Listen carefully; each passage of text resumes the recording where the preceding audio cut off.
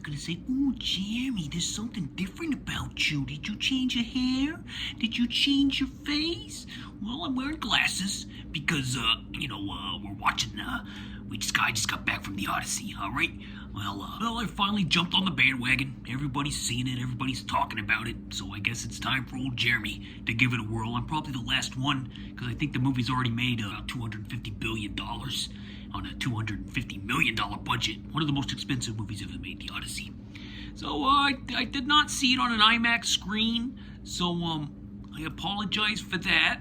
I saw it on probably the smallest screen you could possibly see it on, but I think if a movie is truly good, okay, if it's truly good, then it's gonna work on no matter what screen you watch it on. Because I've been listening to the audiobook of Abel Ferrara. It's called Scene. It's like his autobiography. When I was 7 years old, I went to the grocery store with my 3-year-old cousin Bobo.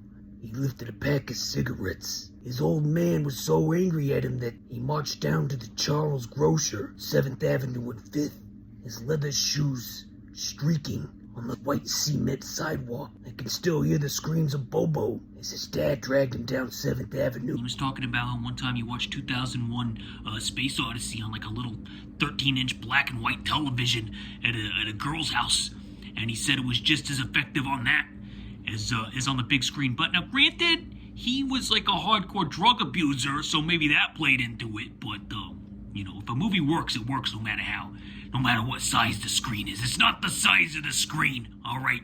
It's how you use it, okay? That's what we've learned here, all right? So I saw the Odyssey. I'm gonna break it down for you, all right? You probably got questions. You probably got, well, who's this guy? Who's that guy? When did this happen? Why did that happen? And I'm here to untangle this knot, this web of a movie for you, all right? First things first, let's read the letterbox description of it. Yeah, okay. Director Christopher Nolan, 173 minutes. That's almost 3 hours. Okay, it's about 2 hours 45 without the credits, the end credits. So you're still looking at a long haul. You're gonna want to pack a lunch if you go out to see this thing, all right? And some earplugs. I hear if you go to the IMAX, your ears might actually bleed, and potentially just because of all the motion in the boats and whatnot, you might want to take some Dramamine beforehand, or even a barf bag. All right, I don't think your neighbor sitting next to you in the theater is gonna care if you start coughing up a lung during some of the boat sequences, because I think the rocking back and forth is going to cause some problems for anybody who's prone to motion sickness. So I wanted to get that out there, and I wanted to make sure that you understand that, okay? So the tagline on Letterboxd says, "Defy the gods." That's all it says. And then it says, here's the plot description, the in-depth plot description that we're going to break down for you on Letterboxd, all right? All the ins and outs. Let's untangle those threads. You ready? Yeah? Okay, here we go. Here's what it says. The Odyssey is a mythic action epic that adapts Homer's foundational saga. Well, that's all it says. I can't untangle that. I don't know. What else? What am I supposed to untangle there? That's pretty straightforward. Alright, I guess I'll have to go based off of memory. I didn't break this part down, so okay, so I think the story is that a lady princess, I think she gets kidnapped by a guy, and then another guy played by Matt Damon, I think his name is Ulysses or Odyssey, I don't know, one of the two. I think they're interchangeable depending on your Greek mythology translations. And he goes to fight in the Trojan War over this beautiful woman, Helen of Troy, in the city of Troy. Okay, that's what's going on. All right, and there's a big Trojan War, they call it. The Trojan War lasts, I think, 10 years. Okay, where they're fighting over this girl. They're doing like all sorts of sword and sandal swashbuckling, Harryhausen, that guy with the skeletons, Jason and the Argonauts, Gladiator, Game of Thrones. You know the time period. You know they got those helmets. If you've ever bought a pack of prophylactics in your youth at the pharmacy, you're going to be familiar with the costumes of the warriors that Ulysses leads to fight this battle. Okay, and there's a bunch of craziness and characters going along the way. It's like a Lord of the Rings style journey. Okay, and there's mythical creatures, but it's all based in like reality, because you know how like Christopher Nolan likes to like be ultra realistic, like even in his Batman movies. So it's all based in reality, but at the same time it's fantastical. So you're gonna see some big giant creatures, and there's gonna be some spoiler talk here. All right, I'm spoiling a story from before the dawn of man. All right, the oldest story in the book outside of maybe the Bible. Yeah, you get little vignettes of the journey, and then he spends another 10 years trying to get home. Okay, he grows a beard, he gets gray hair, he hangs out with a nymph played by Charlize Theron, it just goes from there. We gotta watch him try to get back home to his wife, who has given him a little pendant of some sort. You know how Christopher Nolan likes those little pendants? But he probably got that from the original text, which I have not read and I'm not familiar with. But apparently it permeates all sorts of films, including Oh Brother, Where Art Thou, and various other films. He's got a son. His son wants to journey out to find his dad, who he's not sure if he's alive or not. So he just wants to bring Daddy home. He wants Daddy to come home. He wants Daddy to come home and join the family again, so they could all frolic with the dog, who's also waiting for Ulysses. The dog is waiting for him with his blind buddy, played by John Leguizamo, also known as Luigi from the Mario Brother movie. And that's what we're dealing with. You got Robert Pattinson in here. He's like a bad guy. He disappears for long stretches of times, and then he comes back. And there's a huge cast of characters. Let me run down some of these names for you, just so you get an idea. Okay. We got Matt Damon, we got Tom Holland, we got Anne Hathaway, Robert Pattinson, Himesh Patel, John Leguizamo, Charlize Theron, Travis Scott, the controversial rapper who, didn't he cause some deaths at a concert allegedly? Is that how you legally say it? I don't know. Why is he in this? I don't know. Does Nolan's probably just a big fan. He's a big fan. You can tell he loves the rap. You ever see an interview with Chris Nolan? We'll talk about that in a minute. I'm sure he's a big rap fan. Okay, I get that vibe from him. It's Elliot Page. I love Elliot Page. He is ripped. He's like a ripped little guy in there. I don't mind Elliot Page. I saw that one movie that he wrote about being a transgender man and transitioning or having transitioned and then going back to his family. And I actually really liked it. I think I gave it 4 thumbs on Letterboxd. Anyway, Maya Goth, Pearl. She gives an Academy Award-worthy performance in Pearl, and she's giving almost absolutely nothing to do in this, and I'm not even sure why she was cast, because I would have had her going gangbusters in this thing. I'd have given her the Anne Hathaway part, but I guess Nolan just wanted her in the movie for some reason. I don't know. Benny Safdie's back. Zendaya's in this, and she does absolutely nothing. I mean, she just shows up, looks at Ulysses a couple times. She probably had one day of work, and that was probably half the budget too to get her to show up, because she's a superstar. So that's what the cast that we're dealing with. As far as whether I like the movie or not, I don't want to make anybody mad. Okay, I'm not going to make anybody mad here. Okay, I've only seen it once. I may see it again. Probably next year when it gets nominated for 40,000 Oscars and wins Best Picture. I'll probably be tempted and drawn back into it, because I've only seen it the one time and I want to see it. I want to see it again. That's for sure. But I just don't know when I'm going to want to find the time to do it and get the actual urge to do it. It'll probably be after I hear a bunch of people talking about it. So my initial reaction here is one of slight befuddlement.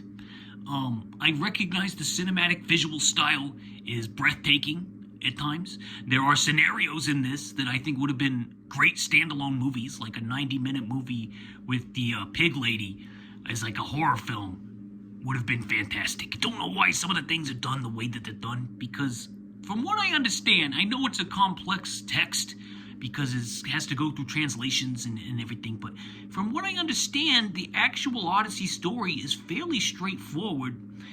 There are a lot of characters, but it's like, you're probably going to want somebody to translate it for you that knows what they're talking about. And I think Nolan does know what he's talking about, but he likes to do that Christopher Nolan thing that drives me up the wall. Now, I'm not trying to make any fans mad. I know he's got a huge fan base. They got their Chris Nolan pajamas. They got their Chris Nolan wrestling buddies. Okay, they go to sleep at night reading his screenplays and looking at pictures of all of his movies, just flipping through them, page by page. So I'm not trying to upset any of them because they can be rabid, all right? But for me, personally, Christopher Nolan has not been one of my favorite filmmakers. I love his Batmans, all right? Especially the last two, Dark Knight and Dark Knight Rises. I had a blast with those. Those are great movies. Those are classics, all right? I'm not denying that, all right? They're not perfect, but they are classics, okay? He's got a non-linear obsession, which in and of itself is not a bad thing. I actually like structure, monkeying around with structure. Obviously, there's a poster for Pulp Fiction behind me. I'm a big fan of that, but it has to be done in a way that I feel like makes sense and is easy to follow at a point, and also it has to offer something else besides just fantastic visuals. It's got to have like characters that you can get behind, or at least find extremely entertaining, or who talk about cool things like Green Acres and Kung Fu. Okay, so it's got to have some of that in there. But I do like non-linear storytelling. But I think Christopher Nolan looks at it in a way that is, how do we say this? I don't want to say pretentious because that's an overused word. But let's just say he thinks very highly of it, and he likes to present it in a way that makes him feel like he's very intellectually engaged with this process of monkeying with the structure. Does that make sense? He started with Memento and he did this, and it works in Memento because that's the plot, right? Like Guy Pearce, he loses his memory every time he wakes up or he goes to sleep or whatever it is, and he's got to recalibrate. So he's disoriented, so we need to be disoriented, and in that movie it works. It's lost a little favor with me over the years because it's just not as fun as it was when it first came out, but it's still a great indie from 2000. So that one makes sense, all right? But he comes back to this non-linear monkeying of the structure time and again, and it doesn't always work, and I don't think it works here at all. I think this would work a lot better as a straightforward myth story. So you start at the beginning, you go to the middle, you go to the end. I don't know how the poem or the works of Homer makes it work, because I've not read it, all right? Just because I wear glasses doesn't mean I've read it. I can handle things, I'm smart! But, I feel like a linear fashion would have been the way to go here, so that it would be easy to understand. There's a lot of names to keep track of. There's a lot of story threads to keep track of. I don't know what's going on half the time. I was confused. So there's that, all right? And then, this story really does want to be linear. It wants to be a straightforward, journey home type of story where you want to yearn for that reconnection with the family, for Ulysses or Odyssey or whatever his name is, all right, for Matt Damon, all right, you want to see that, you want to get behind that, but the way that it's structured, I couldn't feel it. I wasn't getting it, and it wasn't getting into it. It wasn't getting into my blood like I wanted it to. So by the time all that happens, I'm just like, this took too long. This took too long, and I think they took too many turns in the corner, and I don't know why it had to be this way. Like, it became ineffective.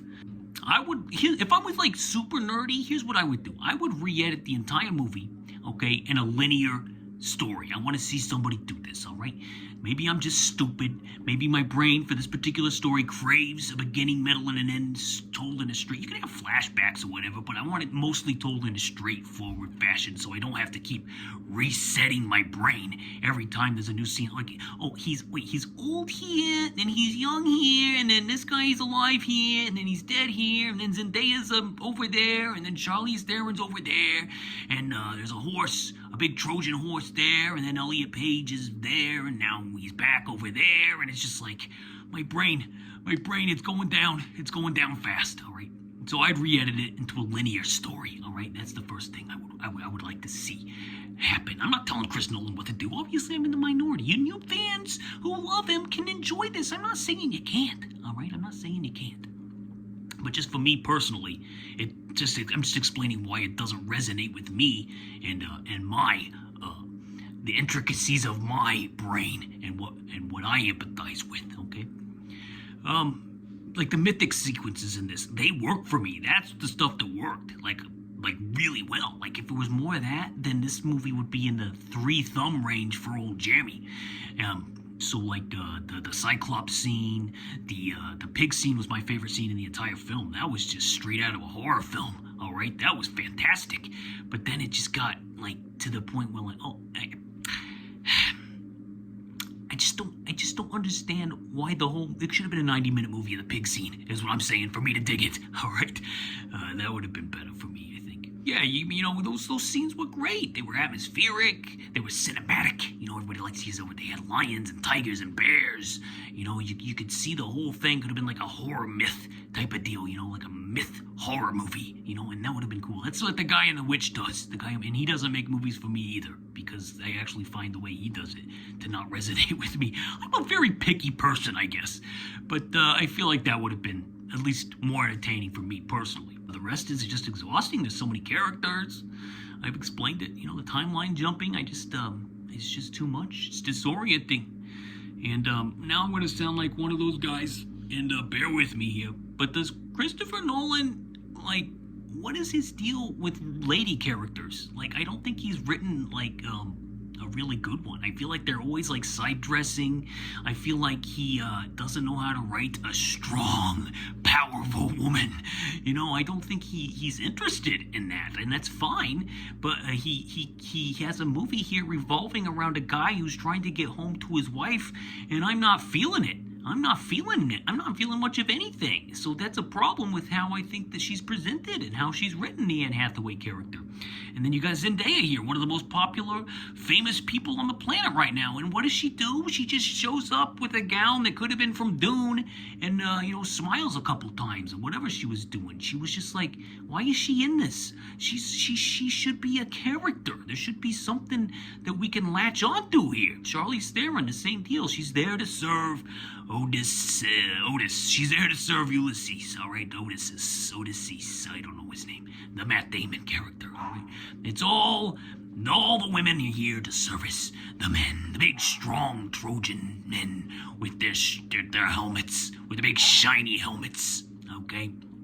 And I don't know. I feel like Nolan dropped the ball on this more than once in his career. I think that he has an issue with portraying. I will say this. Was it Samantha Morton who plays the witch lady? That's the movie I wanted to see. That's the kind of character I wanted to see. She should have been the main character of a movie about turning people into pigs. That I would watch. Samantha Morton playing a witch who turns men into pigs. That's a movie I would watch. That I would watch. So, yeah, I don't know what his deal with. They're either like, they're just like, they're not real people. They're emotionally stoic like Chris, and they're not real people. When you see Chris in interviews, all right, normally I don't do this, but I want to mention this. Christopher Nolan himself feels like kind of like an emotionally distant fellow, you know? Like he's always very soft-spoken, very serious, very stoic. Have I ever seen the man smile? Are you smiling, Chris? Are you happy? Like, I just feel like he's just like so intellectual and so into making puzzles that he doesn't really have a strong hold on a lot of the human condition, I guess you would say. I don't know if that's the right way to put it, but he comes across as like overly intellectual, and he's not enthusiastic, and he's like very stoic, all right? You compare him to like a Spielberg or Scorsese or Tarantino in interviews. Those guys are filled with energy.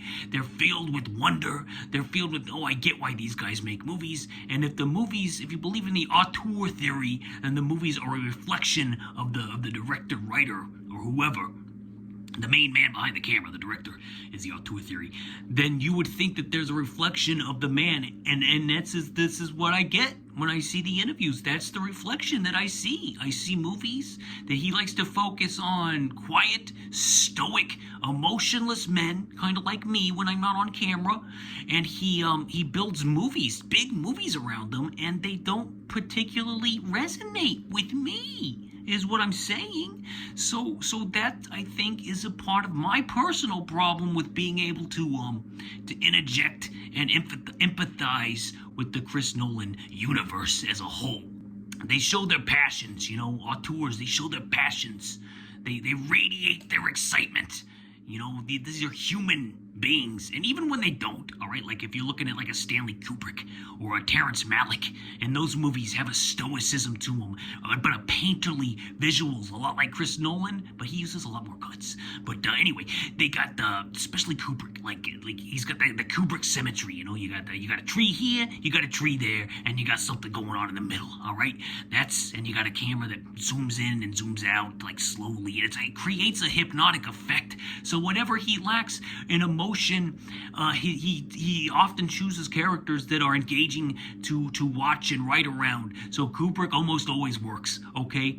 And even when he doesn't make like super energetic characters, it still works because of all the other breathtaking stuff that he brought to filmmaking, okay? So Kubrick always works. Terrence Malick, it's like the glacier pace, but he's got characters. Look at Badlands, all right? Can I see Chris Nolan doing a Badlands style movie? I honestly can't. It's just going to be like an emotionless guy and a woman who is side dressing. That's his Badlands, as opposed to Martin Sheen and Sissy Spacek tearing it up in Terry Malick's Badlands. All right, so I'm not trying to make anybody mad. I'm not trying to convince anybody of anything. This is just how I feel. Okay, this is just what I see. Okay. So Kubrick and Malick, all right, they transcend their emotional aloofness. All right, and Nolan is attracted to boring, emotionless dudes. That's all there is to it. Most of his protagonists are boring, emotionless dudes.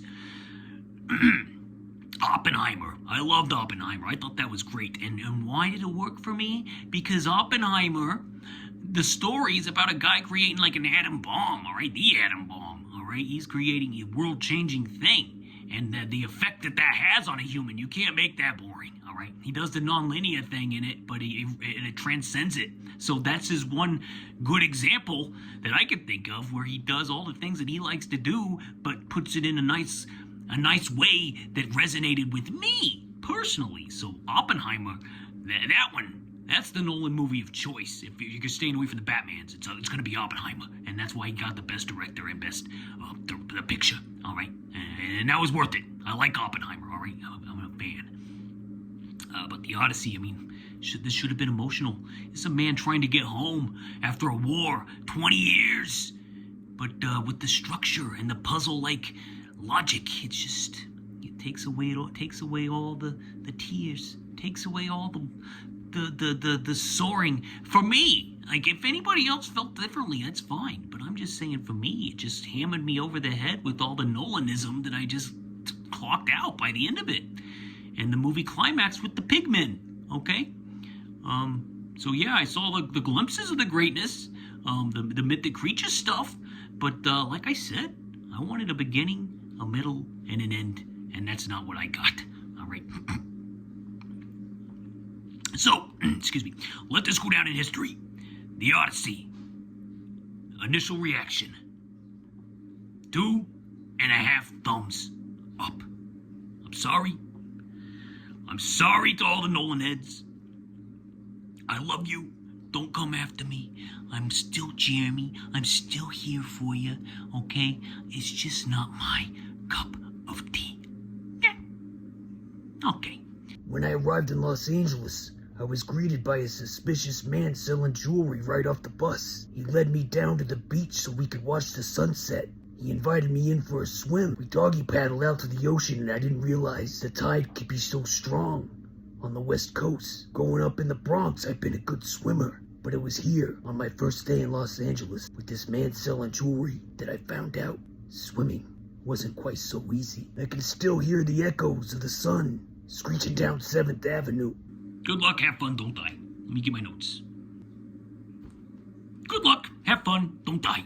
Directed by Gore Verbinski. Alright, okay, so this is what the letterbox says. A man from the future arrives at an LA diner where he must recruit the precise combination of disgruntled patrons to join him on a one-night quest to save the world from the terminal threat of a rogue artificial intelligence. The opening couple scenes, scorching, all right, scorching. I thought this was going to be a real winner, all right? I was ready to jump on the back of this horse and ride that pony all the way across the finish line. But, well, then it started a slow descent downhill, okay? And, I think I know why, all right? I know, if this is a complaining episode, is that what we're doing here? I love Sam Rockwell. I think he's great here. The rest of the cast is great. And, oh, yeah, what's her name? The girl. The Juno Temple. Love Juno Temple. Oh, yeah. Killer Joe. Big fan. It just lost me by the end. That seems to be the trend this week. Losing old Jeremy by the end of it. So I give it 2.5 thumbs. All right, I'm not going to get too far into it other than to say, if you like Terry Gilliam, you'll probably like this. I will say, I found something about this incredibly off-putting, okay? There's a fantastical creature that shows up toward the end, and I'm going to reveal what it is. It's a giant cat, okay? That in and of itself is fine. I like a giant cat story, all right? I'm a fan. But this giant cat is made up of, like, hundreds of thousands of other smaller cats on its body, and oh my god, just describing it, I'm getting the chilly willies, the chilly willies, all right, the heebie-jeebies. That's what I wanted to say. Oh my god, it's just so off-putting, such nightmare fuel. Like, it's meant to emanate, you know, like that AI slop of you put in a prompt and then it gives you like a cabbage man who's made out of cabbage, you know, and when you look at it you're like, ooh, that's kind of gross, or a fish man or something. But this is a cat made of 1,000 other cats, and it is so off-putting, so nightmare fuelish that I just wanted to turn it off at that point. But I kept going, and you know, it is what it is. You know, if you like the Terry Gilliam style, visuals style, weirdness and bizarreness, then you're probably gonna like this one. All right. I'm sorry, I'm doing a terrible job. I should have recorded a review right after I watched it, but sometimes life gets in the way. But I do give it 2.5 thumbs for good luck, have fun, and don't die. If it weren't for my old lady backstocking granola bars in her back pocket, I don't think we ever would have survived that month. I can still hear the screams echoing down 7th Avenue. I came across somebody who had logged this movie on my letterbox, and I never heard of it, and I saw the poster, and I was like, this looks like it's up my alley. So then I watched the trailer, and I was like, okay, I'm gonna watch this. And then I couldn't find it anywhere, so I had to buy a copy of the DVD off of eBay. And they just released, apparently, a Blu-ray version that looks fantastic, and maybe, I don't know, do I want to spring for that? I don't know, I haven't decided yet. But it's called Student Confidential.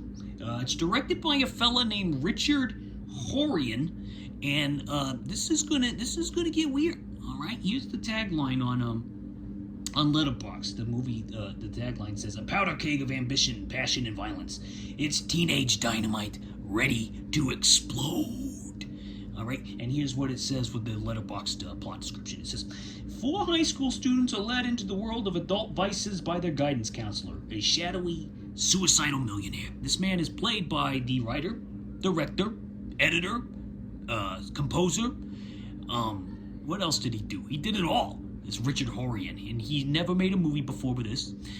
He just, I guess, swept in with a big bag of money because I guess he's an inventor, and he invented some sort of record cleaning supplies that was sold at Kmart's, and he became a millionaire, and he used all that money to make this movie. There's the poster that I saw back there. It says that's the original poster. The cover. I'm so sorry. The cover of this is, looks like something you shouldn't be watching. But that's what the Troma released this. They didn't make it. They picked it up as an independent film. They used to do that, the Tromas. And that's what the cover, they turned it into a joke. So they went from this cool artwork back here. In 2004, they turned it into a joke and added on a really distasteful opening and a disrespectful from Lloyd Kaufman.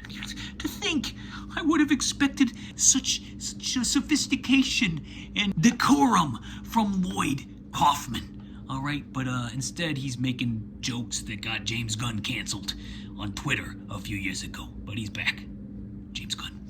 Anyway, so here's some of the things I wanted to point out about the cover here. It says a lot of jokes.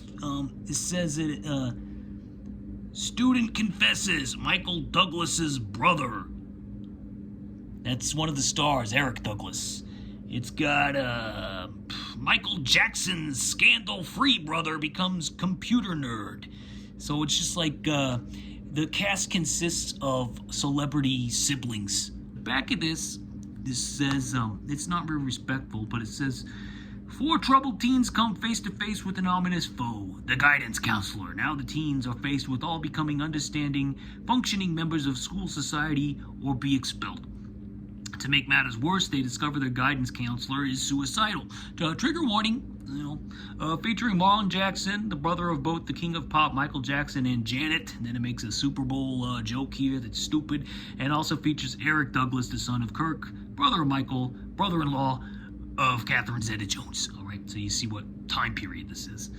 And Student Confidential has become a disturbing cult classic, right up there with Class of '84, Rock and Roll High School Heathers, and The Breakfast Club. I don't know about any of that, but the story of the director is where it gets fascinating, all right? So I was watching this movie, and I'm looking at it, and I'm like, this is very weird. Like, there's shots in here, this is filmed in '85, and there's shots in here that looks like they could have gone into Twin Peaks, and the music is very, like, almost Twin Peak-esque at times. It's like a synth score, though. The production designer is David Wasco. Okay, I know this much. He did the production design on that movie back there, Pulp Fiction. You may have heard of it. He's got a good DP on this as well, director of photography. I can't remember the name, but that guy, the DP worked with Kubrick. He was one of the people that was responsible for the, the scene in 2001 that I mentioned earlier, the cosmic scene with all the lights and stuff. This guy worked on that. So it's like an A-list talent behind the camera, and then this nobody comes in. He looks like a mixture of Paul McCartney from Let It Be and New York Mayor Mondami. He's got a beard, and he's dressed like Paul and Let It Be, and he comes in there, and he decides that this is his whole deal. He's